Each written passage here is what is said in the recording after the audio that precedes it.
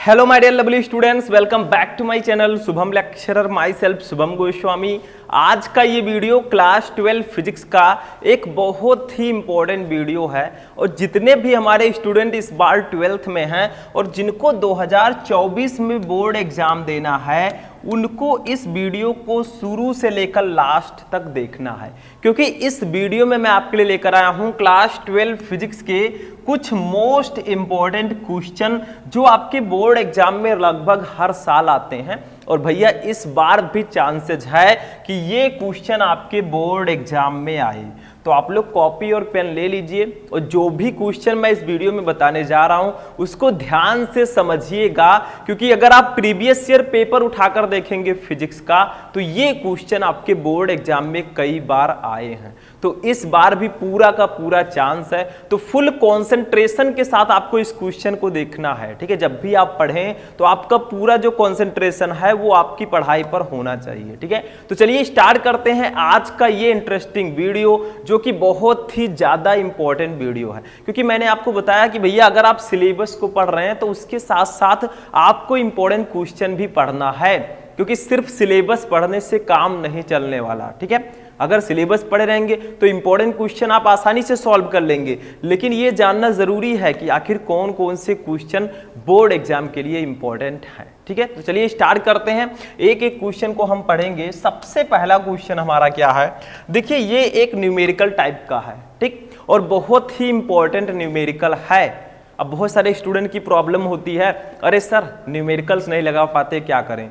तो भैया कोई जड़ी बूटी मेरे पास नहीं है कि मैं आपको दे दूंगा और आप न्यूमेरिकल्स को आसानी से सॉल्व कर लेंगे। आपको प्रयास करना होगा, क्योंकि जितना ज्यादा आप ट्राई करेंगे उतनी ही आसानी से आप न्यूमेरिकल लगा लेंगे। सिर्फ इसमें आपको फॉर्मूला पता होना चाहिए, और न्यूमेरिकल सॉल्व करने का सबसे बेहतरीन तरीका यह है कि पहले आप न्यूमेरिकल को पढ़िए, उसके बाद में उसमें जो वैल्यूज दी गई है उसको लिखिए और फॉर्मूला लगाकर सॉल्व कर लीजिए। ठीक है, देखिए क्या दिया गया है, एक समांतर प्लेट संधारित्र की प्रत्येक प्लेट का क्षेत्रफल 100 सेंटीमीटर स्क्वायर है। देखिए ध्यान दीजिएगा, जो क्षेत्रफल दिया गया है वो 100 सेंटीमीटर स्क्वायर दिया गया है। ठीक है, तथा दोनों प्लेटों के बीच विद्युत क्षेत्र की तीव्रता 100 न्यूटन प्रति कूलाम है।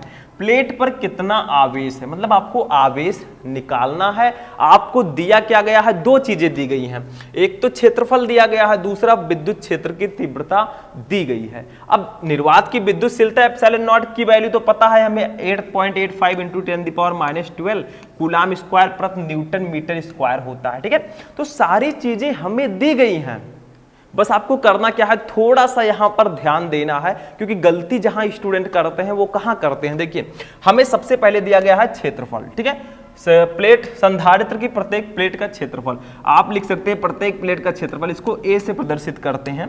ए इक्वल टू हमें दिया गया है 100 सेंटीमीटर स्क्वायर, 100 सेंटीमीटर स्क्वायर। ठीक है, अब इसको आपको पहले मीटर स्क्वायर में बदलना है भैया।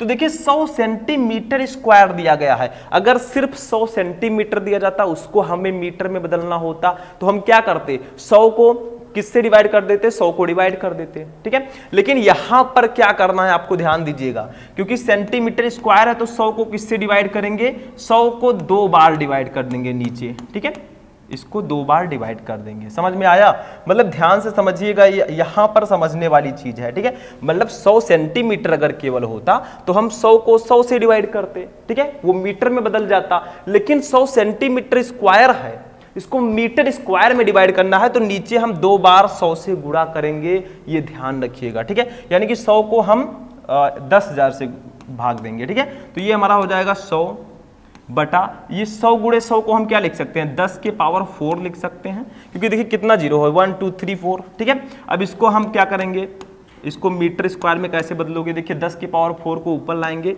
10 के पावर -4 मीटर स्क्वायर अब ये हो जाएगा। ठीक है, तो हम 100 सेंटीमीटर स्क्वायर को लिख सकते हैं 100 गुणे 10 की पावर -4 मीटर स्क्वायर। ठीक है, तो इसको मैं इरेज करता हूं, समझाने को मैंने समझा दिया है। ठीक है, तो यहां पर अब हम लिख सकते हैं जो क्षेत्रफल हमारा है ए, ठीक है, उसको हम लिख सकते हैं 100 × 10⁻⁻4 मीटर स्क्वायर। ठीक है, अब ये मीटर स्क्वायर में चेंज हो चुका है। यहीं पर स्टूडेंट गलती करते हैं, आप जैसे भोले भाले स्टूडेंट क्या करेंगे, इसको मीटर स्क्वायर में नहीं बदलेंगे और डायरेक्टली सॉल्व कर देंगे, तो वहां पर आपका न्यूमेरिकल गलत हो जाएगा। ठीक है, तो जैसी वैल्यू दी गई है वैसे हमें इसमें एक्सचेंज करना है। उसके बाद में हमें क्या दिया गया है, देखिए हमें दिया गया है प्लेटों के बीच विद्युत क्षेत्र की तीव्रता। विद्युत क्षेत्र की तीव्रता को किससे डिनोट करते हैं, कैपिटल ई से। ठीक है, इंटेंसिटी ऑफ इलेक्ट्रिक फील्ड, इसको ई से प्रदर्शित करते हैं। ये हमें दिया गया है 100 न्यूटन प्रति कूलम, 100 न्यूटन प्रति कूलाम, क्योंकि विद्युत क्षेत्र की तीव्रता का मात्रक न्यूटन प्रति कूलाम होता है। ठीक है, हमें निकालना क्या है, देखिए एप्सिलॉन नॉट की वैल्यू तो हमें ऑलरेडी दी गई है, उसको भी आप नीचे लिख लेंगे। ठीक है, उसके बाद में देखिए हमें क्या दिया गया है, हमें निकालना है आवेश। ठीक है, आवेश को हम लोग डिनोट करते हैं क्यू से, क्यू हमें यहाँ पर निकालना है। ठीक है, देखिए अब इसको हम सॉल्व कर लेंगे। कैसे सॉल्व करोगे, देखिए ये जो न्यूमेरिकल है भैया, ये 2-3 स्टेप में सॉल्व होगा। मतलब इसको कैसे सॉल्व करोगे, ये न्यूमेरिकल आपके लघु उत्तरीय प्रश्नों में भी पूछा जाता है। ठीक है, तो थोड़ा सा न्यूमेरिकल ज्यादा इंपॉर्टेंट है, ये ध्यान दीजिएगा। अब देखिए हमें निकालना है आवेश। ठीक है, तो सबसे पहले हम क्या करेंगे, हमें देखिए ये समांतर प्लेट संधारित्र है। अब समांतर प्लेट संधारित्र की धारिता का फॉर्मूला तो सबको पता होगा, मैंने पहले ही बताया है। ठीक है, क्या होता है, यहां पर मैं लिखता हूं समांतर प्लेट संधारित्र की धारिता। ठीक है, संधारित्र की धारिता, तो समांतर प्लेट संधारित्र की धारिता का जो फॉर्मूला होता है स्टूडेंट, वो क्या होता है, C इक्वल टू हमारा होता है epsilon naught A upon D। ठीक है, अगर मान लीजिए परावैद्युतांक है भैया तो K epsilon naught A upon D हो जाएगा, लेकिन यहां पर आपका C equal to epsilon naught A upon D होगा। ठीक है, फैरड भी लिख सकते हैं क्योंकि इसका मात्रक होता है फैरड। ठीक, अब देखिए ध्यान दीजिएगा, यहां पर एक बहुत ही इंपॉर्टेंट चीज है, हमें निकालना है आवेश।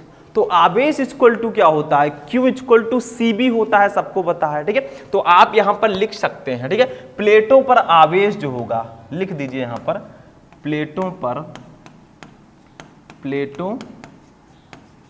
पर आवेश।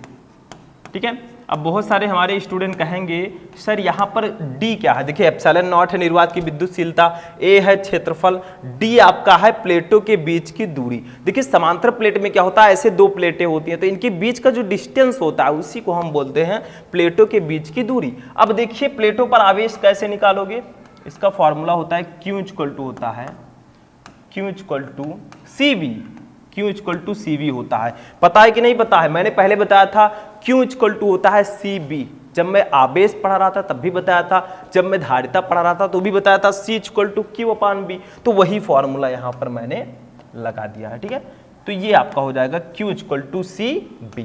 अब यहाँ से हम Q कैसे निकालेंगे, ध्यान दीजिए, Q इक्वल टू हमारा क्या हो जाएगा, देखिए C की हमें वैल्यू दी गई है, C की वैल्यू कितनी होती है, ये देखिए यहाँ पर दिया गया एप्सिलॉन नॉट A, ठीक है, अपान D इंटू V आपका ऐसे ही रहेगा। ठीक है, इंटू V आपका ऐसे ही रहेगा, तो ये आपका फॉर्मूला हो जाएगा आवेश का। लेकिन यहां पर देखिए हमें करना क्या है, हमें एक चीज और पता है, मैं साइड में लिखूंगा। देखिए ये जो V upon D equal to होता है, इसी फॉर्मूले को हम किस प्रकार से लिख सकते हैं, देखिए लिख सकते हैं Q इक्वल टू हम लिख सकते हैं, देखिए ध्यान दीजिएगा, इसी फॉर्मूले को हम लिख सकते हैं Q equal to epsilon naught A into V upon D। ठीक है, V अपान D देखिए लिख सकते हैं कि नहीं, एप्सिलॉन नॉट A हमने लिख दिया और V अपान D लिख दिया, वही सेम चीज है। ठीक है, अब देखिए V upon D equal to होता है E, ये हमने पढ़ा है आगे। ठीक है, मतलब विद्युत, इसको मैं इरेज कर देता हूं, ये सब आपने नोट कर लिया है। ठीक है, इसको बाद में हम काम में लाएंगे। अब देखिए हमने पढ़ा है चूंकि V upon D equal to E equal to होता है आपका V अपान D। ठीक है, ये होता है फॉर्मूला, विद्युत क्षेत्र की तीव्रता जो होती है वो V अपान D के बराबर भी होती है। ठीक है, तो यहां पर हम V अपान D के जगह पर E कर देंगे, तब हमारा आवेश का फॉर्मूला आ जाएगा। ठीक है, तो इसी पर हम रखेंगे, देखिए Q इक्वल टू हमारा हो जाएगा Q इक्वल टू हो जाएगा, देखिए एप्सिलॉन नॉट A, ठीक है, एप्सिलॉन नॉट, ये D आपका ऐसे ही रहेगा, ठीक, epsilon naught A into E, ठीक है, यानी कि इसके जगह पर देखिए V/D के जगह पर हम E को रख देंगे, ठीक। अब देखिए इसी को हम सॉल्व कर लेंगे, देखिए इसी को हम सॉल्व कर लेंगे, जो जो वैल्यू दी गई है उसको यहीं पर रख देंगे, हमारा न्यूमेरिकल लग जाएगा, ठीक है। देखिए एप्सिलॉन नॉट की वैल्यू हमें दी गई है, मैं इसको भी इरेज कर देता हूं, ठीक है, इतना आपको समझ में आ चुका होगा। अब हम न्यूमेरिकल लगाएंगे जो मेन है, ठीक, इसको हम इरेज कर देंगे पूरा।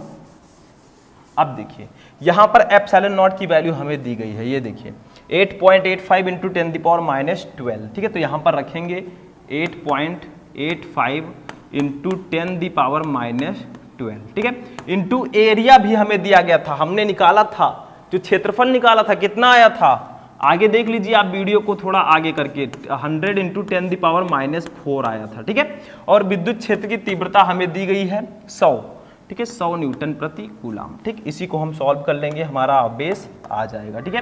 तो Q इक्वल टू हमारा हो जाएगा, देखिए ध्यान दीजिएगा 8.85 इंटू 10⁻12 हो जाएगा, ठीक है, इंटू देखिए ये 100 है, ये 100 है, दोनों का गुणा कर देंगे, कितना आएगा, ये हमारा आएगा 10,000, ठीक है, इंटू 10⁻⁻4 हमारा ऑलरेडी है, ठीक है। अब यहां से हम Q निकाल लेंगे भैया, Q इक्वल टू हमारा हो जाएगा, देखिए ध्यान दीजिएगा थोड़ा सा, देखिए 8.85 इंटू 10⁻12 इंटू, देखिए 10,000 को हम लिख सकते हैं 10⁻4 लिख सकते हैं कि नहीं, लिख सकते हैं, ठीक है, इंटू 10⁻4 हमारा ऑलरेडी है, ठीक। अब इसको थोड़ा साइड में सॉल्व कर लेंगे, इस साइड में, ठीक, तो Q इक्वल टू हमारा क्या आ जाएगा, Q इक्वल टू हमारा आ जाएगा, देखिए 8.85 इंटू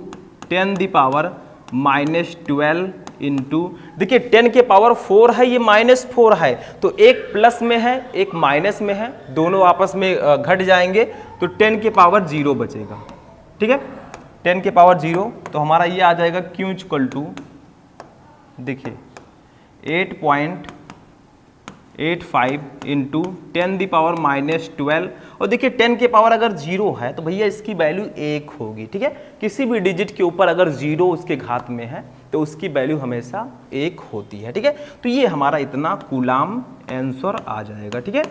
तो यही हो जाएगा हमारा आवेश। देखिए थोड़ा सा क्या था, थोड़ा सा आपको यहाँ पर दिमाग लगाना था 2-3 जगह, अगर आप लोग अच्छे से समझ गए होंगे तो बहुत अच्छी बात है, कुछ करना नहीं है, जो वैल्यू दी गई है उसको हमें लिख लेना है, ठीक है। लास्ट में हमारा जो आवेश आएगा वो 8.85 इंटू 10⁻12 कूलाम आएगा, ठीक है, बस सिंपल सा है। तो इसमें भी कुछ नहीं करना, पहले जो दिया गया है उसको लिखिए आप, ठीक है, फिर आपको फॉर्मूला लगाना है समांतर प्लेट संधारित्र की धारिता, फिर वहां से आवेश निकाल लेना है। अब हमें पता है कि V/D इक्वल टू E होता है, ठीक, फिर हमने ऐसे फॉर्मूला लगा दिया और एटलीस्ट हमारा ये आंसर आ गया, ठीक, बस हो गया, सिंपल सा है। तो फर्स्ट वाला क्वेश्चन समझ में आया। देखिए ये एक न्यूमेरिकल था, थोड़ा मैंने आपको ध्यान से समझाया है, समझ में आ गया तो बहुत अच्छी बात है, नहीं तो आप दोबारा इस वीडियो को देख सकते हैं थोड़ा आगे करके, ठीक है। तो चलिए नेक्स्ट क्वेश्चन देखते हैं, इसको आप लोग नोट कर लीजिए। अब देखिए स्टूडेंट, दूसरा क्वेश्चन जो हमारा है ये बहुत ही ज्यादा इंपॉर्टेंट क्वेश्चन है और ये हमारे 12th फिजिक्स के चैप्टर 3 का क्वेश्चन है जिसका नाम है वैद्युत धारा, ठीक है। ये क्वेश्चन जो है ये लघु उत्तरीय प्रश्नों में ज्यादातर पूछा जाता है, मतलब आपको प्रूफ करना है। देखिए क्या प्रूफ करना है, सिद्ध कीजिए कि J cap equal to sigma into E vector होता है, जहां E है चालक का वैद्युत क्षेत्र, J है धारा घनत्व तथा सिग्मा है विशिष्ट चालकता। मतलब आपको प्रूफ करना है भैया कि जो हमारा J होता है, J वेक्टर इक्वल टू होता है सिग्मा इंटू ई वेक्टर, ठीक है, ये होता है, ये आपको यहां पर प्रूफ करना है। मतलब वेक्टर रूप में मैंने बताया, इसको वेक्टर रूप में लिखेंगे तो इस प्रकार से लिखेंगे। तो इसको कैसे प्रूफ करोगे, तो देखिए कुछ है नहीं, इसमें 2 डेफिनेशन लगेगा, उसी की सहायता से हम इसको प्रूफ कर देंगे और ये बहुत इंपॉर्टेंट क्वेश्चन भी है, ठीक है। तो देखिए हमें पता है भैया, यदि चालक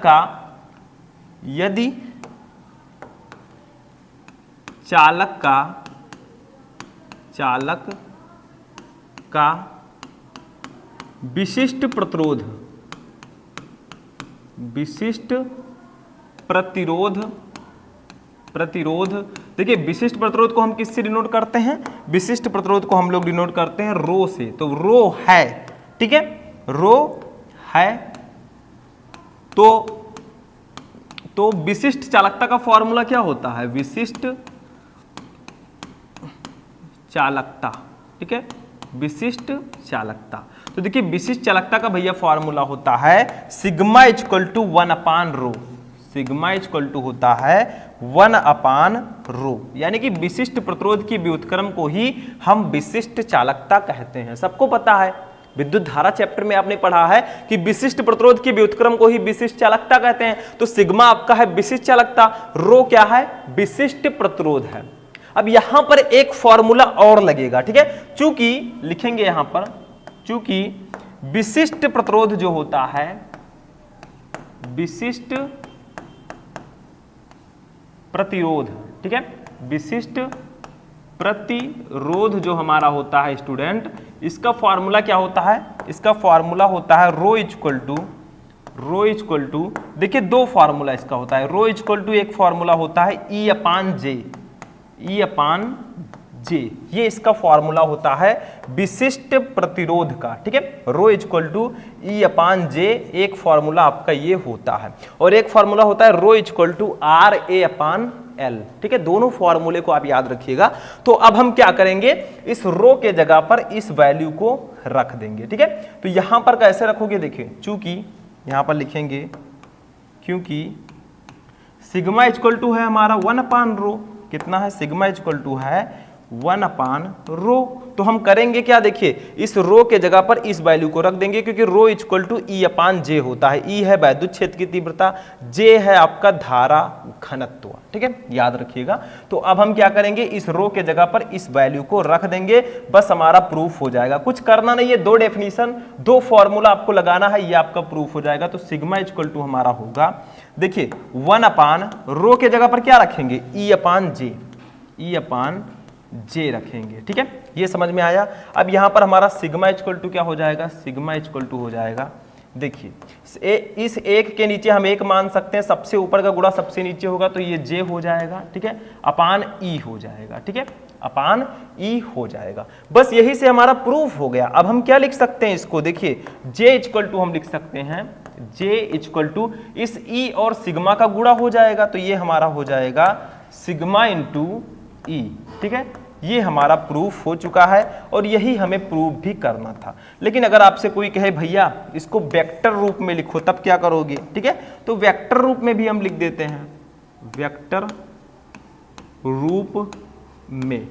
वेक्टर रूप में कैसे लिखोगे इसको, तो सिंपल सा है, देखिए, जे को हम लिख देंगे जे वेक्टर, ठीक है, इक्वल टू आपका हो जाएगा सिग्मा इंटू ई वेक्टर, ठीक है। ये आपका वेक्टर रूप में लिख जाएगा, बस हो गया। यही हमें प्रूफ करना था। तो इसको प्रूफ करने में कुछ नहीं है, हमें पता है चालक का विशिष्ट प्रतिरोध रो जो होता है, रो होता है, तो विशिष्ट चालकता का फॉर्मूला होगा सिग्मा इक्वल टू 1/रो, क्योंकि विशिष्ट प्रतिरोध की व्युत्क्रम को ही विशिष्ट चालकता कहते हैं, ठीक है। अब विशिष्ट प्रतिरोध का फॉर्मूला क्या होता है, रो इक्वल टू E अपान जे। बस हमने क्या किया, इस रो के जगह पर इस वैल्यू को रख दिया, हमारा लास्ट में J equal to sigma into ई आ गया, ठीक है। तो यही हमें प्रूफ करना था, बस हो गया, सिंपल सा है, ठीक है। तो दूसरा क्वेश्चन भी समझ में आ गया। अब आप लोग इसको नोट कीजिए, फिर हम थर्ड क्वेश्चन देखते हैं, ठीक है। चलिए आगे बढ़ते हैं, नोट आप लोग कर लिए होंगे।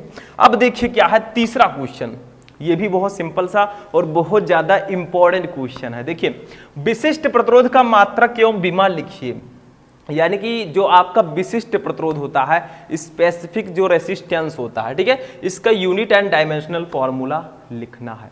तो फॉर्मूला देखिए, विशिष्ट प्रतिरोध का मैंने बताया एक और फॉर्मूला होता है रो इक्वल टू, विशिष्ट प्रतिरोध को हम रो से डिनोट करते हैं, रो इक्वल टू आपका फॉर्मूला होता है RA अपान L, ठीक है। ये आपका फॉर्मूला होता है विशिष्ट प्रतिरोध का, ठीक। इसको ऐसे आप लोग ब्रैकेट में कर देंगे, क्योंकि ये फॉर्मूला इंपॉर्टेंट है। आपको बताना क्या है, इसका मात्रक और विमा।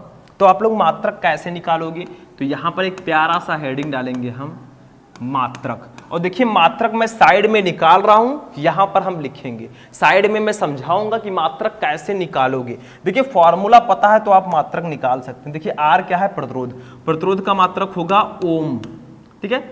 और ये आपका ए क्या है, क्षेत्रफल, क्षेत्रफल का मात्रक होता है मीटर स्क्वायर, ठीक है। और अपान एल क्या है, लंबाई, लंबाई का मात्रक मीटर, ठीक। तो देखिए मीटर स्क्वायर से ये मीटर कट जाएगा, बचा क्या, ओम मीटर। तो इसका जो मात्रक होगा स्टूडेंट वो हो जाएगा ओम मीटर, ओम मीटर।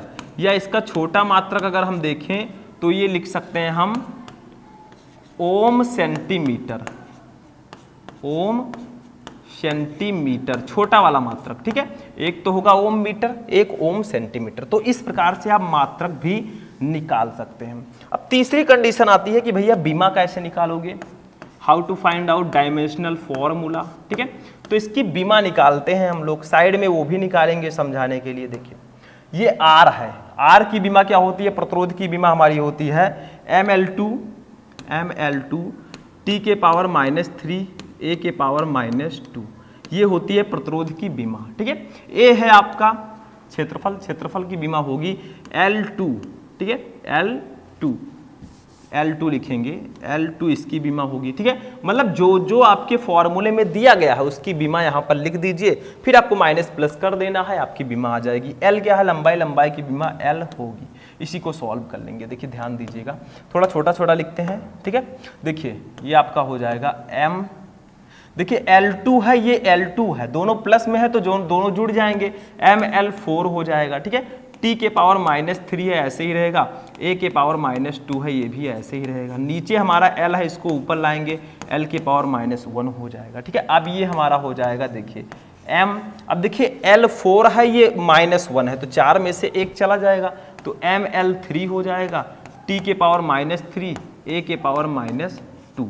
और यही होगा हमारी बीमा किसकी, विशिष्ट प्रतिरोध की, ठीक है। तो आप लोग इसको वहां पर लिख सकते हैं, मैं वहीं पर लिख देता हूं, सिंपल सा है। क्या लिखेंगे, ML3 t के पावर -3 a के पावर -2, ठीक है। ये आपका हो जाएगा डायमेंशनल फॉर्मूला। तो विशिष्ट प्रतिरोध का फॉर्मूला मैंने बताया, मात्रक बताया और बीमा बताई, तीनों बता दिया, सिंपल सा है। फॉर्मूला ये होता है, इसी की सहायता से हमने मात्रक निकाल लिया और इसी के हेल्प से हमने बीमा भी निकाल लिया।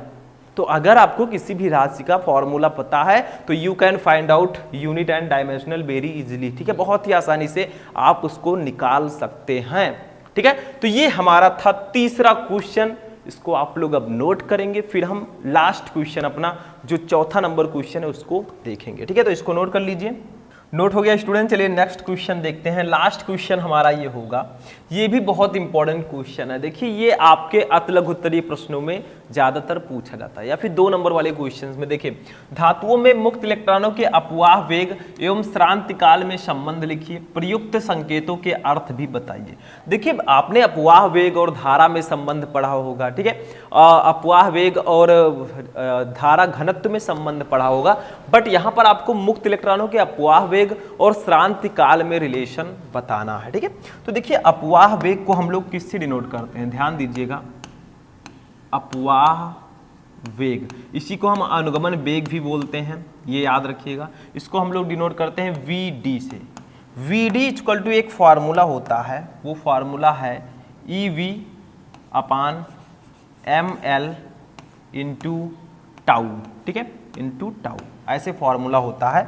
तो इसी फॉर्मूले, ये जो फॉर्मूला है भैया, यही रिलेशन दर्शाता है अपवाह वेग और श्रांति काल में। श्रांति काल क्या है, यहाँ पर टाउ, ठीक है। तो यहाँ पर मैं लिख देता हूँ कौन क्या है। देखिए यहाँ पर Vd तो हमें पता है अपवाह वेग है, E क्या है, E जो है भैया ये है इलेक्ट्रॉन पर आवेश, यानी कि जो इलेक्ट्रॉन पर चार्ज होता है वो आपका E है, इलेक्ट्रॉन पर आवेश, ठीक है, ये आपका E है। V क्या है,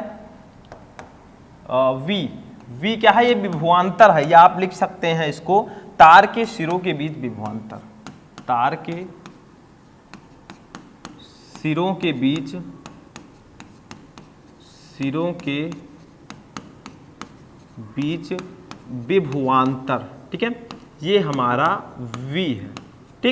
उसके बाद में पूछा जाए, अगर कहा जाए कि भैया यहाँ पर जो m है ये क्या है, स्मॉल m, तो ये इलेक्ट्रॉन का द्रव्यमान है, सिंपल सा है, इसको तो आप लिख ही सकते हैं इलेक्ट्रॉन का द्रव्यमान, क्योंकि प्रयुक्त संकेतों का अर्थ भी बताना है तो हम अर्थ भी बताएंगे भैया, ठीक है। इलेक्ट्रॉन का द्रव्यमान, ठीक है, मास ऑफ इलेक्ट्रॉन।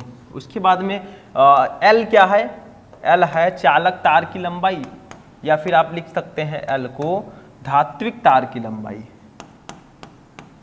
धात्विक तार की लंबाई, ठीक है। और टाउ क्या है, टाउ तो हमारा इंपॉर्टेंट है भैया, क्योंकि इन्हीं दोनों में रिलेशन बताना था। टाउ हमारा है श्रांति काल, क्या है ये, श्रांति काल, ठीक है। तो अगर आपसे कोई पूछे कि धातुओं में मुक्त इलेक्ट्रॉनों की अपवाह वेग एवं श्रांति काल में संबंध लिखिए, तो आप लिखिए Vd = EV/ml × टाउ, ठीक है। जहां E है इलेक्ट्रॉन पर आवेश, V है तार के सिरों के बीच विभवांतर, m है इलेक्ट्रॉन का द्रव्यमान, L है धात्विक तार की लंबाई और टाउ है श्रांति काल, ठीक है। तो देखिए हमारा ये चौथा क्वेश्चन था जो कि लास्ट क्वेश्चन होगा, ठीक है। जो हमारा लेक्चर है वो आज का यहीं पर फिनिश होता है। आई होप कि जितने भी क्वेश्चन मैंने आपको इस वीडियो में बताए वो सारे के सारे आपको अच्छे से समझ में आ चुके होंगे। देखिए स्टूडेंट, समझना ज़रूरी है, ज़्यादा टाइम आपके पास है नहीं समझ में आया तो दोबारा आप लोग वीडियो को देख सकते हैं ताकि उसको अच्छे से समझ सकें, क्योंकि जो भी पढ़ें उसको आप फाइनली पढ़ें ताकि उसको बाद में पढ़ना ना पड़े, ठीक है। तो आज का ये इंटरेस्टिंग लेक्चर यहीं पर फिनिश होता है। कैसा लगा आपको ये क्लास, कमेंट करके बताइएगा। तो चलिए हम मिलते हैं नेक्स्ट वीडियो में नेक्स्ट टॉपिक के साथ, तब तक के लिए जय हिंद।